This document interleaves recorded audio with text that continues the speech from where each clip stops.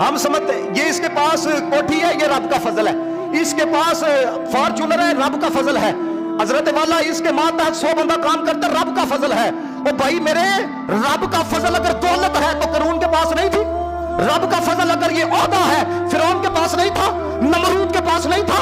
रब का फजल ये है, नमाज़े पंजगाना किसको नसीब होती है, रब का फजल ये है, जिक्र यार करना किसको नसीब होता है, कुरान पढ़ना किसको नसीब होता है। हमें अभी तक फजल समझ के अंदर नहीं आया। जब फजल समझ के अंदर ही नहीं आया तो फिर फजल कोठी को समझना है, फजल फॉर्चूनर को समझना है। वो फजल ये है कि उसने तेरी जुबान पर अपना जिक्र जारी किया हुआ कि नहीं किया हुआ, ये फजल है। और ये भी मैं आपको बात बताता चलूं, फंसता वो ही है जो गाफिल रहे, फंसता वो है। कभी आप इन लोगों के करीब जाके देखो जो गाफिलीन में से हैं, तो वो आपको अपनी ऐसी ऐसी दास्तान सुनाएंगे कि आप अपने कानों को हाथ लगाएंगे। हो सकता है आपको भी कईयों ने सुनाया हो। हज़रत जुनैद बगदादी को ना अल्लामा अब्दुर्रहमान सफूरी ने लिखा, एक बंदे ने ना परिंदा गिफ्ट के अंदर दिया, आपने पिंजरे के अंदर बंद कर दिया। तो हज़रत जुनैद बगदादी का नाम था, वो लोग मुलाकातों के लिए आते थे जाते थे। एक दिन परिंदा ज़ुबान हाल से कहता है, जुनैद बगदादी खुद तो अपने दोस्तों से मुलाकातें करते हो और मुझे कैद करके रखा हुआ है। बात बड़ी दिल के ऊपर असर की। हज़रत जुनैद बगदादी ने परिंदे को आज़ाद कर दिया। अब उसने उड़ते हुए क्या कहा, उसने कहा, जुनैद बगदादी जब तक बंदा यार को याद करता रहता है ना, उस वक्त तक आज़ाद रहता है।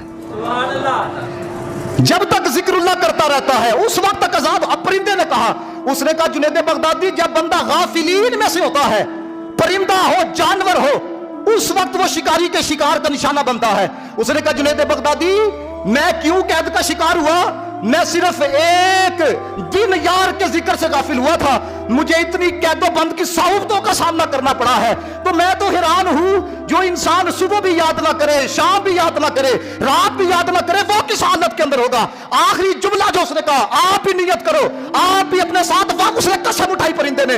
उसने कहा, जुनैद बगदादी आपने मुझे आजाद किया है, मैं रब्बे काबा की कसम खाता हूं, अब मैं सुबह भी उसको याद करूंगा, शाम भी उसको याद करूंगा, मैं कसम खाता हूं। अब देखो आज़ाद किया। अब मुझे बताएं, जिस परिंदे को आज़ाद किया जाता है वो किधर पलट के आता है। आज़ादी तो आज़ादी होती है ना, लेकिन हज़रत जुनैद बगदादी रहमतुल्लाह ताला अलैह की ज़ियारत के लिए वो परिंदा आया करता था, ज़ियारत के लिए।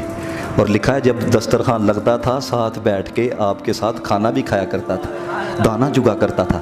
अब अगली जो बात आपको बताने लगूँ, उलमा ने लिखा आज़ाद किया था, फिर वो वापस क्यों आता था, फिर वो परिंदा हज़रत जुनैद बगदादी का क्यों हो गया, क्या वजह है, आपने आजाद किया फिर वापस आया, वो परिंदा क्यों हज़रत जुनैद बगदादी का हो गया। कहती है वजह ये है, जुनैद बगदादी रब के हो गए थे, इसलिए परिंदा जुनैद बगदादी का हो गया। तो नतीजा क्या निकला, कायनात की जिस शय को अपना बनाना चाहते हो उसके पीछे ना भागो, तुम रब के हो जाओ। हदीस है, फरमाया मन कान लिल्लाहि कान अल्लाहु लहू, फरमाया जो रब का हो जाता है रब उसका हो जाता है, और जिसका रब हो जाता है उसका सब कुछ हो जाता है।